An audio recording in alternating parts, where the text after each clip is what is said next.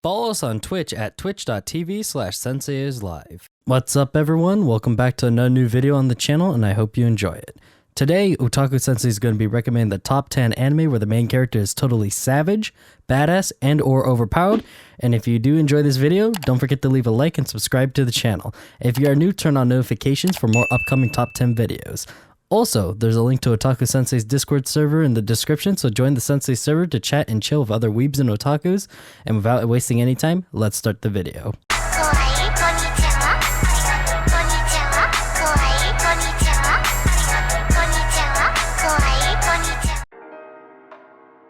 In 10th place comes in Fibrain, Kami no Puzzle. In this anime, our main character Kaito Daimon would be a completely average high school student except for one thing. He's a demon at solving puzzles. Kaito is so brilliant, in fact, that when he's asked to take some special test of his unique ability, he immediately suspects that the test itself is a test. Kaito suddenly finds himself caught up in the lethal philosopher's puzzle made by the sinister group 𝑃OG, a murderous maze of trap upon trap where failing to solve the secret correctly will result in death. Fortunately, Kaito's skills proved up to the first test both for himself and his childhood friend Nanoha, who is also caught up in the deadly scheme. But now that he has been designated as a solver, he is pulled into a new life, where he must travel the world with other solvers, attempting to solve the latest deadly riddles left by 𝑃OG. There's a new conundrum around every corner and each deception can lead to death. But once a riddle has been posed, you can count on Kaito to unfold, unravel, and unlock it. In 9th place comes in Zettai Karin Children, The Unlimited. In this anime, in the future, as people with ESP increase in numbers, so does the possible good and evil they can cause to society. The Japanese government established the base of backing ESP Laboratory, a special Esper organization tasked with dealing with situations that can't be resolved by ordinary means, including dealing with Espers engaged in criminal activity. Koichi Minamoto, a 20-year-old prodigy, is assigned by Babel to task of supervising the most powerful Espers in the country. A trio of gifted but mischievous 10-year-old girls known as the Children, Karo Akashi, Shiho Senomiya, and Aoi Nagumi. As the series progresses, the Children and Minamoto must deal with several enemy organizations, each with conflicted views regarding the role of Espers in the world, including Pandra, a cadre of rogue Espers determined to wage war against the rest of mankind, the Black Phantom, a mercenary organization who brainwashes Espers into living tools of destruction, and the Normal People, composed of solely non-Esper individuals who view Espers only as a threat to be vanquished. In 8th place comes in Samurai Champloo. In this anime, Fu Kasumi is a young and clumsy waitress who spends her days peacefully working in a small tea house. That is, until she accidentally spills a drink all over one of her customers. With a group of samurai now incessantly harassing her, Fu desperately calls upon another samurai in the shop, Mugen, who quickly defeats them with his wild fighting technique, utilizing movements reminiscent that of breakdancing. Unfortunately, Mugen decides to pick a fight with the unwilling Ronin Jin, who wields a more precise and traditional style of sword fighting, and the latter proves to be a formidable opponent. The only problem is, they end up destroying the entire shop as well as accidentally killing the local magistrate's son. For their crime, the two samurai are captured and set to be executed. However, they are rescued by Fu, who hires the duo as her bodyguards. Though she no longer has a place to return to, the former waitress wishes to find a certain samurai who smells of sunflowers and enlists the help of the now exonerated pair to do so. Despite initially disapproving of this idea, the two eventually agree to assist the girl in her quest. Thus, the trio embarks upon an adventure to find this mysterious warrior. That is, if Fu can keep Mugen and Jin from killing each other. In 7th place comes in Taboo Tattoo. In this anime, Segi, a martial arts trained middle schooler, often feels driven to protect the weaker people around him. One day, he defends a homeless man against some punks, and the man gives him a strange tattoo on his palm in return. The tattoo is a secret weapon produced in the arms race between America and the Surinistan Kingdom. Segi finds himself in over his head when a powerful girl, using the same secret weapon, violently pursues him in order to retrieve it. His skill at martial arts may not be enough to keep him alive, but will he be able to learn how to trigger the power of his tattoo in time? In 6th place comes in Nambaka. In this anime, Namba is the world's most formidable prison, built to incarcerate criminals who are too slippery to stay in ordinary confinement. The 4 inmates who occupy cell 13 are particularly cunning on that behalf. Having escaped every other prison with a perfect success rate, there is Jugo, a specialist in locks who has spent the majority of his life in prison, Uno, a gambler with great intuition, Nico, an otaku whose body reacts strangely to drugs, and Rock, a bruiser with a love for food. The daily shenanigans of the 4 prisoners always cause trouble for the building's supervisor, Hajime Sugoroku, who desperately tries to prevent them from breaking out of Namba. Nambaka follows the comedic, sparkle-filled exploits of these prisoners and their guards. From 3 square meals a day to sports festivals, prison life in Namba isn't actually that bad, and it is the closest these 4 have to a home.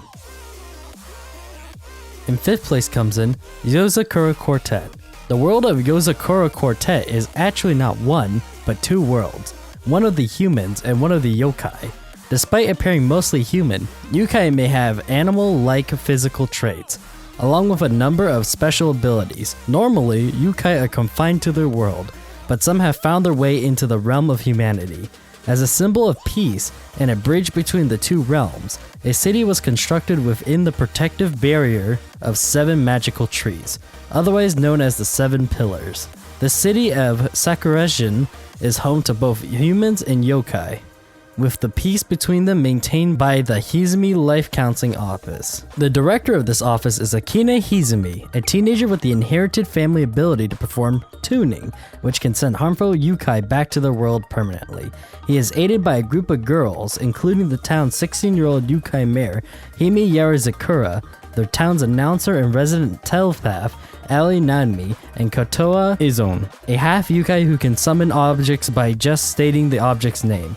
As new residents enter and mysterious events begin to take place, this quartet of protectors and their closest friends must continue to guard the city of Sakurajin and maintain the fragile balance of peace between humans and yokai.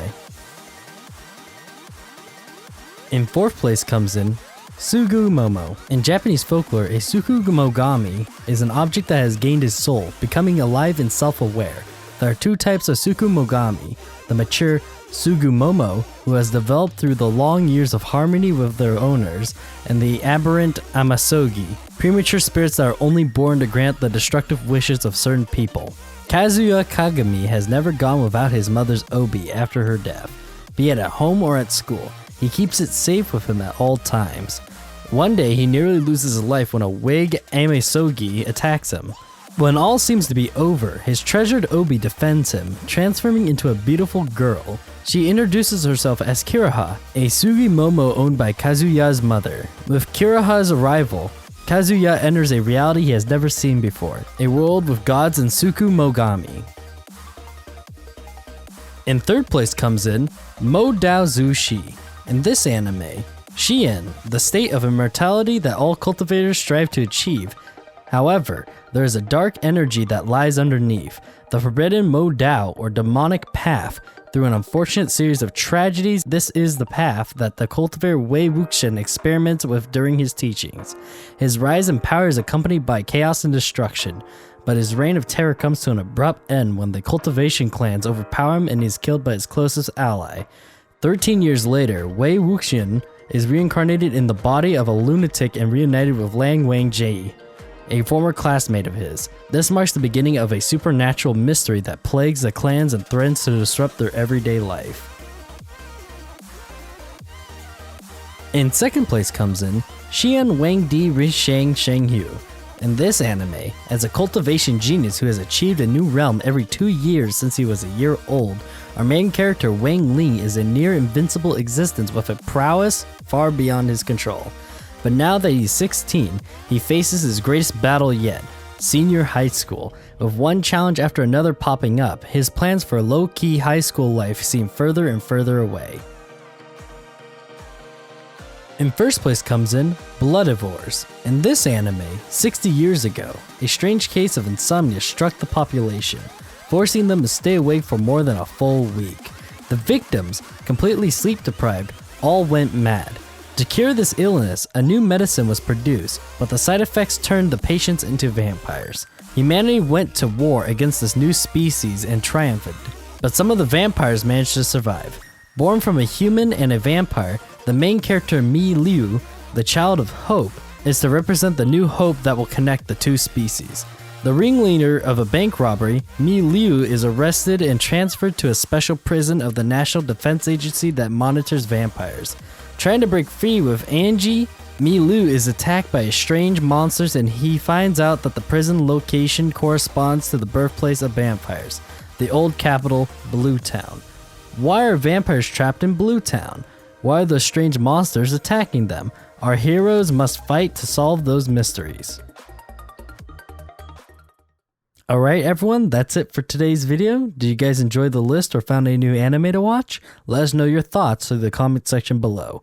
And don't forget to leave a like and subscribe to the channel. If you're new, remember to hit the notifications button so you never miss any upcoming videos. Also, don't forget to follow Otaku Sensei on Twitter at @AnimeBrownNet. I'll see you guys next time on a brand new video. Goodbye.